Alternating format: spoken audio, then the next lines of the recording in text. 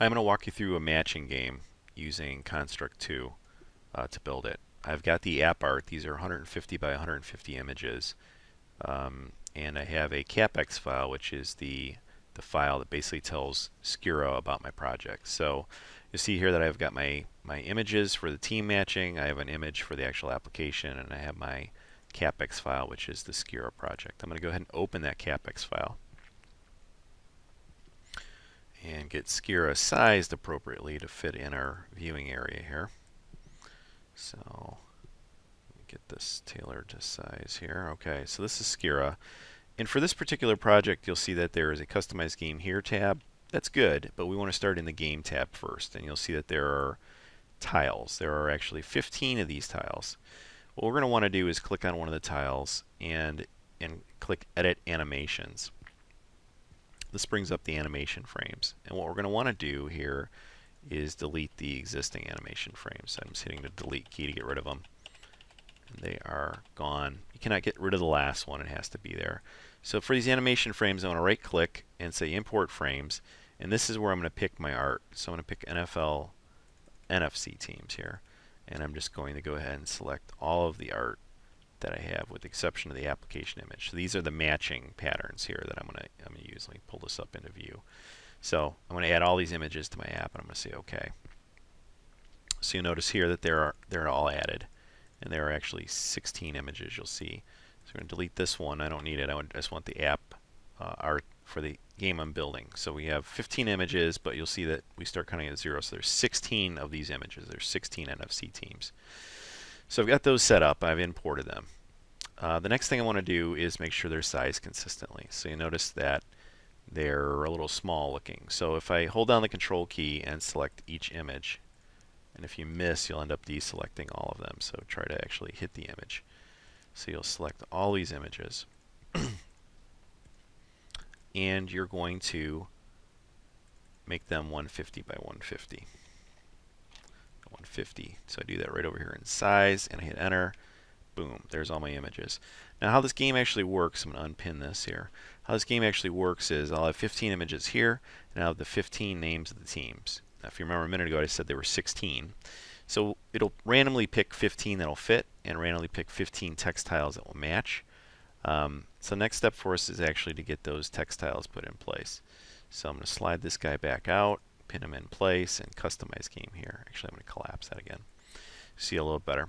So this will let you customize how many seconds the game lasts, how much time you have to match. On a touch screen, 30 seconds is good. If you're doing mouse, it is harder to do it in 30 seconds, much harder. So this is the actual text that the game starts with. Match, how well do you know your NFL teams, basically, is what you're going to edit here. So you click on that, and you'll see the text here, and you're actually going to change that. So you could call this, for example, NFL NFC team match. And you would say, how well do you know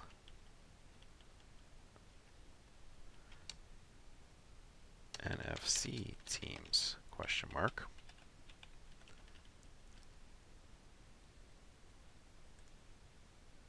All right. This is the number of items that are to match, and we said that there were 16, so we'll set this to 16. This is the actual text string that we're going to use. So instead of editing a bunch of items, we're just going to give it a pipe delimited list. So you say, what is a pipe delimited list? Well, I'm going to start Notepad, and I'm going to create a list based on my app art. So if I go back to my images that I added here, let's shrink this down just a little bit, and let's make the view small icons too small. Oh, that's good. I can come here and say, okay, in order that these guys appear, I want to have the same order. So I start with the 49ers, use a pipe symbol. I do the Bears, so I'm doing kind of left to right here in order. So Bears is next.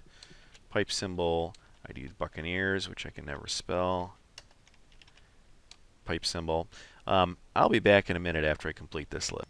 Okay, I'm back. Here's my completed list. So I start with the 49ers, the Bears, the Buccaneers. So essentially in alphabetical order. This is the same order the images were added in. I, of course, don't use the game, the actual Scirra file, but I list all my teams. So I'm going to grab these, copy them.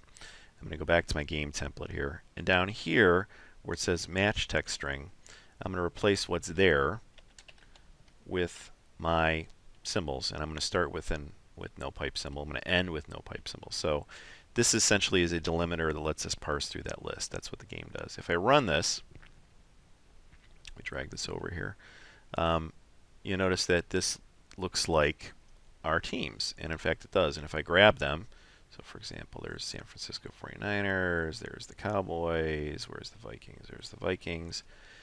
If my time runs out, then I'll lose the game. It'll take me to a different screen. If I dragged all these in time and win, I'd go to a different screen. You notice that logo doesn't seem very impressive, so why don't we go ahead and fix that quickly.